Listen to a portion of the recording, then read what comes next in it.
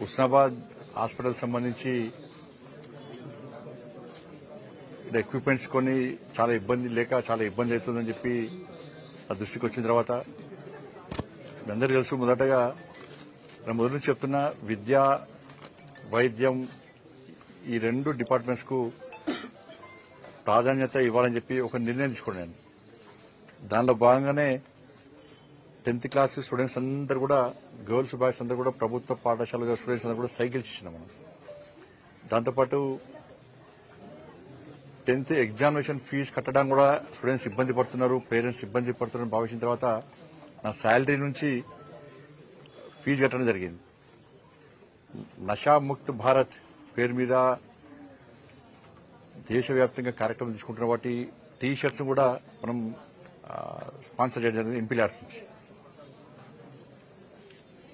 ఈసారి 9th students కూడా cycles ఇవ్వడానికి, ఈ 4-5 months లోపలనే సైకిల్స్ ఇవ్వడానికి 9th స్టూడెంట్స్ కూడా కరీంనగర్ పార్లమెంట్ లో అంత గవర్నమెంట్ స్కూల్లో గర్ల్స్ బాయ్స్ అందరూ కూడా 9th స్టూడెంట్స్ కూడా సైకిల్ ఇవ్వడానికి నెక్స్ట్ ఇయర్ వేయాల్సి ఉండే, కానీ ముందే ఇవ్వడానికి ప్లాన్ చేస్తున్నాం మనం.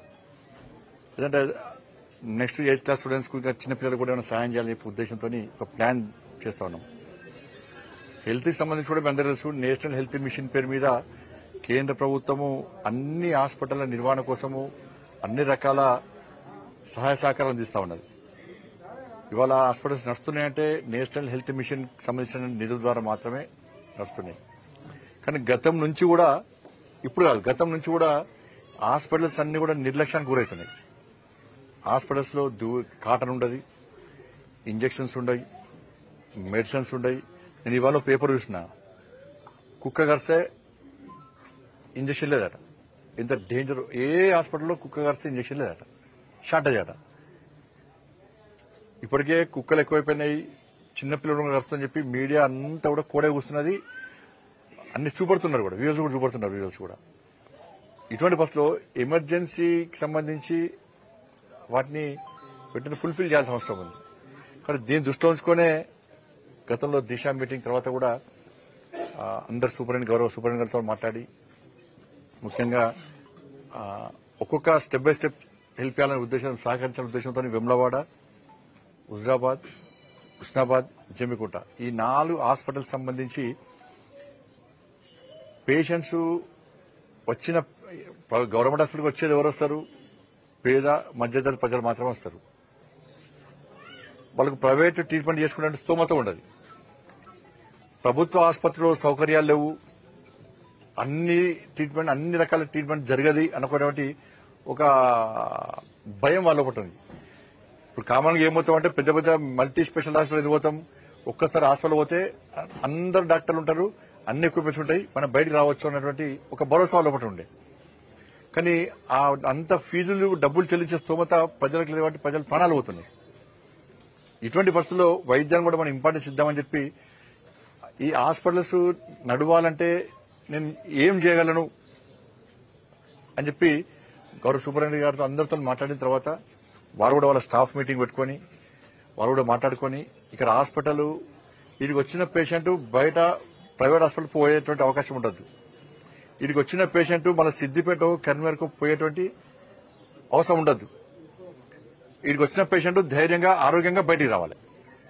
ఇది ఈ వ్యాధి ఆ వ్యాధి కాకుండా అన్నిటికీ సంబంధించి మీకు కావాల్సినటువంటి ఎక్విప్మెంట్స్ ఎవరినో రాసి ఇవ్వండి అని చెప్పి వారు చెప్పిన తర్వాత దాదాపు ఈ మొత్తం కలిపి వెమ్లవాడ, హుస్నాబాద్, హుజరాబాద్, జమ్మికుంట సంబంధించి 5 కోట్లకు పైగా ఎన్ఎండిసి వారితో మాట్లాడి సిఎస్ఆర్ ఫండ్ మనం తీసుకోవడం జరిగింది.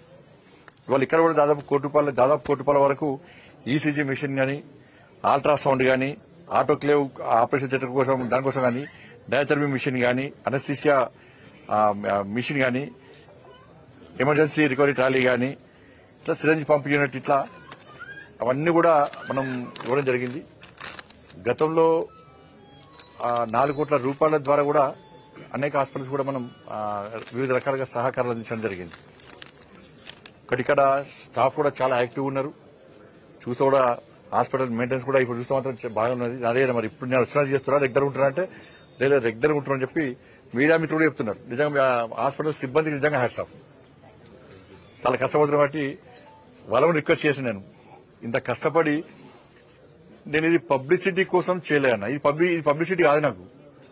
ఈ 5 కోట్లతోని 8th కు 9th లో కూడా సైకిల్స్ ఇస్తే పబ్లిసిటీ బాగా అవుతుంది, నాకు 1 లక్ష కోట్లు వస్తాయి. కానీ ఓట్ల గురించి నిరంతరం ఆలోచించద్దు అని చెప్పి రాజకీయ నాయకులు బిజినెస్ ఎంత పైసలు పెడితే ఆ నోట్లు ఆలోచిస్తారు. కానీ ఆ ఆలోచనతో కాకుండా ఇక్కడ పేదలకు సేవ చేయాలని చెప్పి ఆలోచనతో, పేద ప్రజలను వాళ్ళ ఆరోగ్యాలు కాపాడాలని ఒక ఆలోచనతో ఈరోజు అన్ని ఎక్విప్మెంట్స్ ఇచ్చినాం.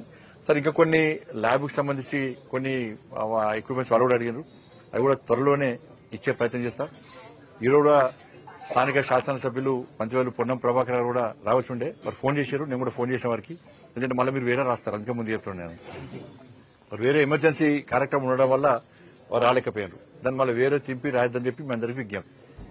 3 months సరిపడా డ్రగ్స్ కూడా మెయింటైన్ చేస్తాం. అన్ని ఇంజెక్షన్స్ డ్రగ్స్ ఉన్నాయి. మంచి స్టాఫ్ ఉన్నారు, మంచి డాక్టర్స్ ఉన్నారు.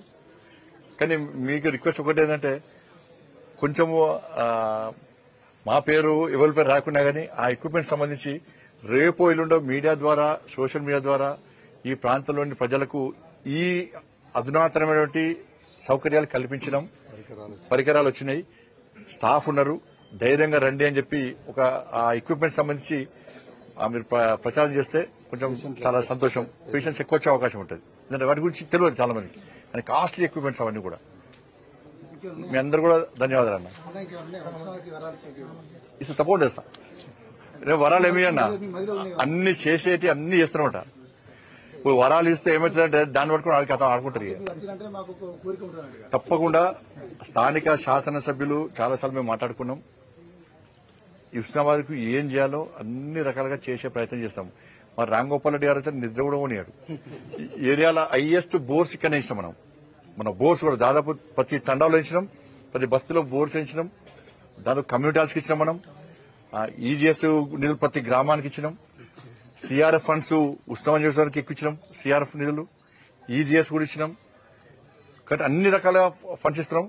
అది కానీ మీరు ప్రచారం చేస్తలేరు, మీరు మా ఒక్క బాధ అది. ధన్యవాదాలు అందరికీ.